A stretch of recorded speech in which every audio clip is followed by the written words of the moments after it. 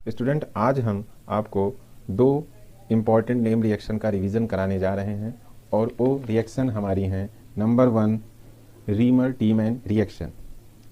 Reamer Tiemann reaction, Reimer Tiemann reaction very very important है। What is a reaction? Reaction of phenol with chloroform in presence of alkali followed by hydrolysis known as Reimer Tiemann reaction.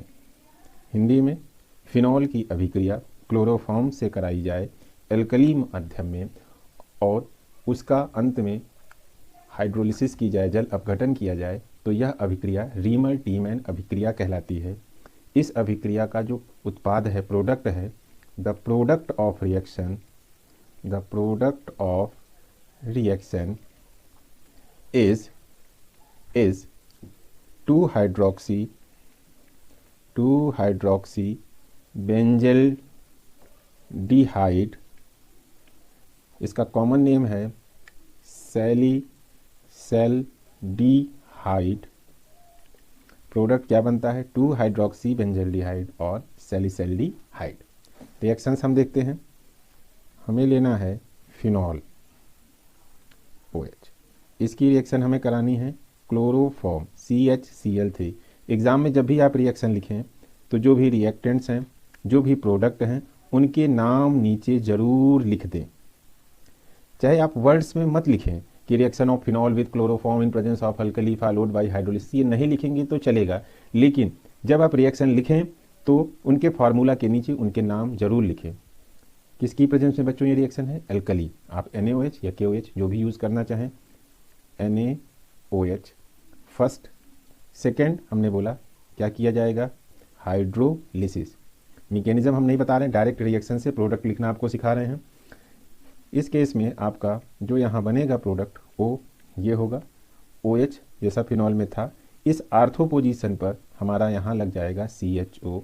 यही product हमारा कहलाता है 2-हाइड्रॉक्सी benzaldehyde, और इसी को हम सैलिसैल्डिहाइड भी बोलते हैं। यहाँ पर यह बात ध्यान देने की है कि हमारे कोर्स में कार्बन टेट्राक्लोराइड भी है। अगर हम क्लोरोफॉर्म की जगह कार्बन टेट्राक्लोराइड यूज़ करेंगे, कार्बन टेट्राक्लोराइड यूज़ करेंगे, बिल्कुल एल्कली की प्रेजेंस में, फॉलोड बाय हाइड्रोलिसिस जल अपघटन, उस केस में बेंजल्डिहाइड प्रोडक्ट की जगह, एल्डिहाइड की जगह यहाँ पर कार्बोक्सिलिक एसिड COOH ग्रुप लग जाएगा। उत्पाद का नाम, प्रोडक्ट का नाम 2-हाइड्रॉक्सी बेंजोइक एसिड होगा, जिसे हम कॉमनली सैलिसिलिक एसिड कहते हैं, जो वेरी वेरी इंपॉर्टेंट एसिड है। बहुत से हमारे लाइफ के प्रोडक्ट सैलिसिलिक एसिड से बनाए जाते हैं, जिन्हें हम आगे डिस्कस करेंगे। अब आएगा कि ये एग्जाम में ये रिएक्शन पूछी कैसे जा सकती है। तो सबसे पहले तो what is Reimer Tiemann reaction, या write short notes on Reimer Tiemann reaction. दूसरा क्वेश्चन इस पर और भी बन सकते हैं, वो ये बन सकते हैं कि फिनॉल से सैलिसैल्डिहाइड कैसे बनाएंगे। एग्जाम में खूब पूछा जाता है, फिनॉल से सैलिसैल्डिहाइड का फॉर्मेशन कैसे होगा, या फिनॉल से सैलिसिलिक एसिड कैसे बनेंगे, या ये दोनों आपसे ये भी पूछ सकते हैं कि क्लोरोफॉर्म से सैलिसैल्डिहाइड कन्वर्जन के question, सैलिसैल्डिहाइड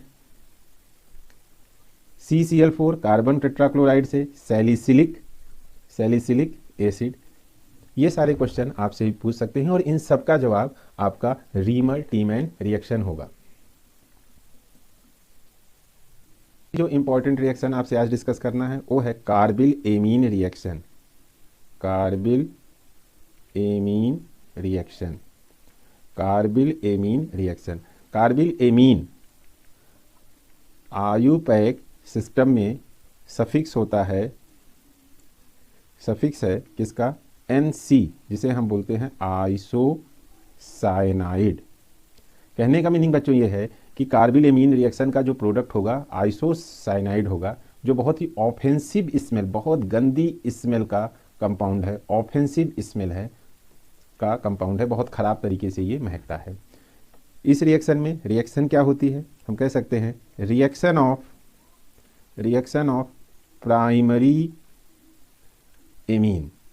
primary amine, primary amine means क्या होगा, कौन सा group, NH2 group, either aliphatic